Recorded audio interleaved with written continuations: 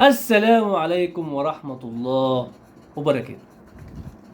ماتش الأهلي والترجي لا صوت يعلو فوق ماتش الأهلي والترجي إن شاء الله يوم السبت. طبعا الأعصاب بايظة، يعني ربنا يستر إن شاء الله على الماتش ده.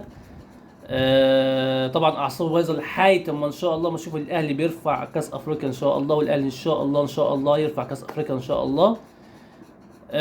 طبعا كل عمال يتكلم الاهلي هيخسر، مش عارف يقولوا ريال مدريد لما يصعد النهائي الاهلي بيخسر البطوله. علي معلول طبعا اصابه ضربه قويه جدا للنادي الاهلي، طبعا علي معلول.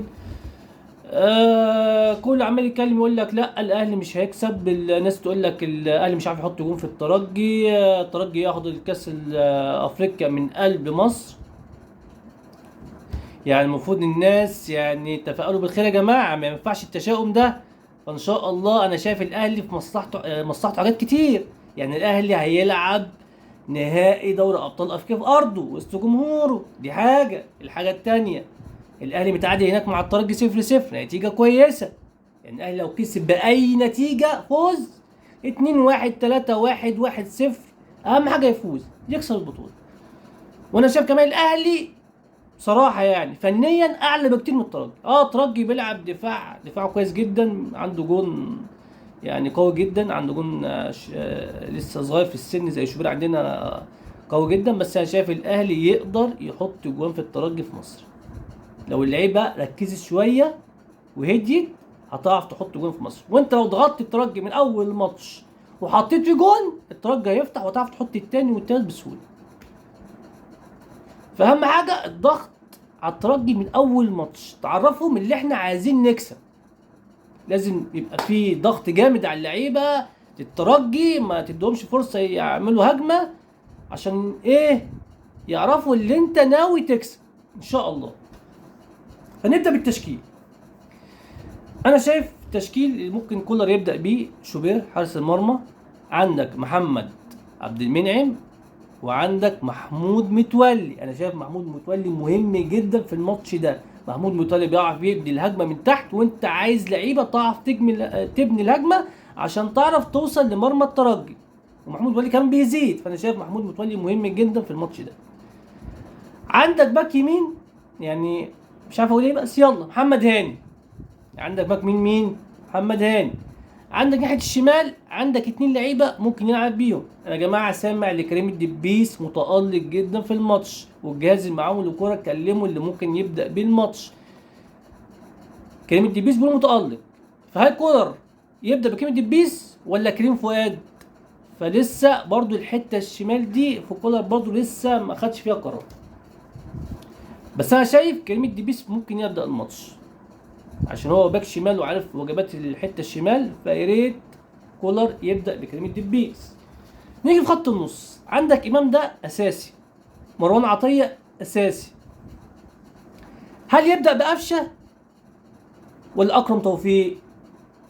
انا شايف ممكن يبدا باكرم توفيق اول ماتش، نشوف بس يجس النبض الفريق الترجي، هيشوف هيلعب ازاي، هيهاجم الاهلي ولا هيلعب بقى ب 11 لعيب ورا ولا الكلام ده. فانا ممكن ابدا باكرم توفيق اول ماتش كده، اثبت التشكيل اول، وابدا باتنين جناحين قدام: حسين الشحات وبيرسيتاو ووسام ابو علي. لقيت بقى الترجي بدأ يدافع ويحط بقى اللعيبه ورا 50,000 ورا قدام الجون، لا، اشيل بقى اكرم توفيق ونزل ايه؟ قفشه. ابدا بقى ايه؟ اضغط. فنشوف السيناريو هيمشي ازاي مع الترجي. الماتش يا جماعه مش سهل، الماتش صعب، الترجي برضو عايز ياخد البطوله. مدرب الترجي هيدافع ويلعب على الهجمه المرتده، عنده لعيبه خطر جدا، تعرف تعمل هجمه، تنقل الهجمه بسرعه جدا.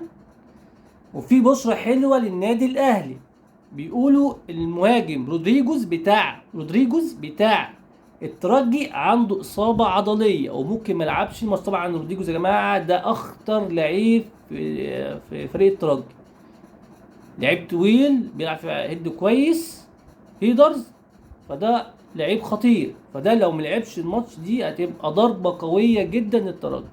وفي كلام برضو الباك الشمال المهم عندهم محمد أمين حميدة مش هيلعب، عنده برضو اصابه عضليه، فضربتين للترجي قويتين جدا. لو اتنين لعيبه دول ما يلعبوش، عندك الباك الشمال بتاع الترجي وعندك المهاجم الاساسي البرازيلي، لو ما لعبوش يا جماعه هيبقى ضربه قويه جدا للترجي ومصلحه كبيره جدا للنادي الاهلي.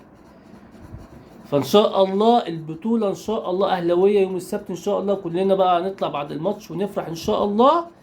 بس كده نركز اليومين دول يا جماعه، خلي اللعيبه تركز، ما فيش عليها ضغط، اللعيبه ما نحطش عليهم ضغط عشان نعرف نكسب ان شاء الله الترجي، وان شاء الله البطوله اهلاويه اهلاويه يا جماعه ان شاء الله. وبرضو ابعتوا لي في الكومنتات يا جماعه توقعاتكم نتيجه الاهلي والترجي ان شاء الله الماتش يوم السبت الساعه 8.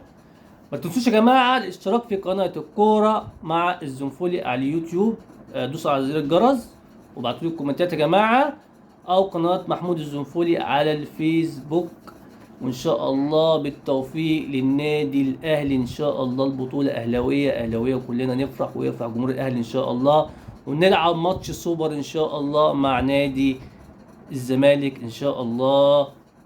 والسلام عليكم ورحمه الله وبركاته.